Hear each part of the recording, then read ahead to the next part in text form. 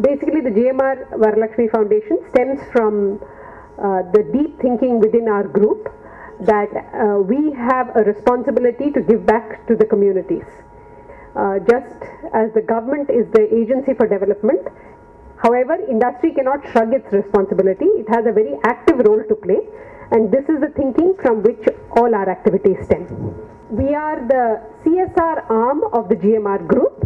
I think basically you would all be aware that the GMR group is an infrastructure group. We are involved in airports, power projects and highways and SEZs, urban infrastructure, and the foundation is a specialized company within the GMR group. We are structured as a not-for-profit company. It's called a Section 25 company, and we have our own governance structure and system, and the whole foundation is staffed by professionals. Our responsibility is to work with communities around all our businesses. Currently we have about 22 businesses around the country. That includes, of course, as you know, the Hyderabad airport, the Delhi airport. We have several power projects which are commissioned and in progress. We also have several stretches of the national highway that we do. So around all of these projects, our responsibility is that we must work with the underprivileged sections of the community, so that it is not just the industry which benefits by being here, but the local population also feels and also does benefit from our presence very directly. The quality of their lives and their livelihoods improves because the GMR group came in there. This is the philosophy with which we operate.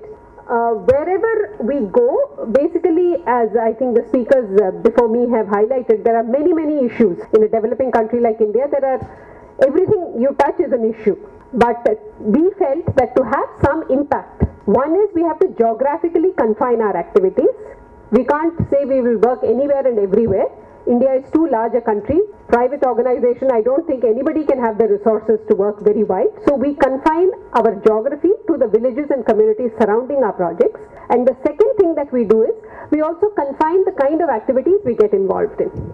So basically we have a state-of-art engineering college, we have a polytechnic, we have a community college, we have degree college. Not just having these colleges, we proactively try to ensure that any child who is meritorious academically doesn't lack the ability to enter these institutions for lack of finances. So whether it is giving scholarships or giving loans or proactively working with banks. We also work in the community itself. We run a number of Balwadis. Balwadis are for 3 to 5 year children. In the government system they are called Anganwadis. But Anganwadis don't focus so much on education. They simply are like a creche for the children. Children come and sleep over there, eat a meal. Once in a month they may do some educational activities. Whereas we believe that this is the most important age for a child. So we have a very structured educational program. We cover almost 3,000 children across several of our locations through these Balwadis. And basically we take local girls whom we train and put in these as the teachers. We also work with about 200 government schools because we strongly believe that good education is the foundation for any development, and the poorest children in our country go to the government schools. So we feel that we have to address this issue. So usually you will find that there's a shortage of teachers in government schools. There'll be one teacher and there'll be 5 classes running. So almost everywhere that we work, we do these tuitions, at least to get the children through the 10th grade, because that is the first barrier. Once you've dropped out of standard 10, it's a real issue, what you will do further in life. So this is a focus thing. We touch almost 20,000 children today with our tuitions. And then we do any locale specific issues. Like for instance, we work in Uttarakhand where we are putting up a hydel power project. There the issue was that it's a mountainous area. Children had to walk about 4 or 5 kilometers to the school. But 4 or 5 kilometers in a mountainous area might take 2 hours going up and down. And so obviously children were dropping out, especially girls, because it will become dark in the evening. Parents will say, no, don't go. Just after 12, 13 they were dropping out. So the simple intervention was we commissioned a school bus.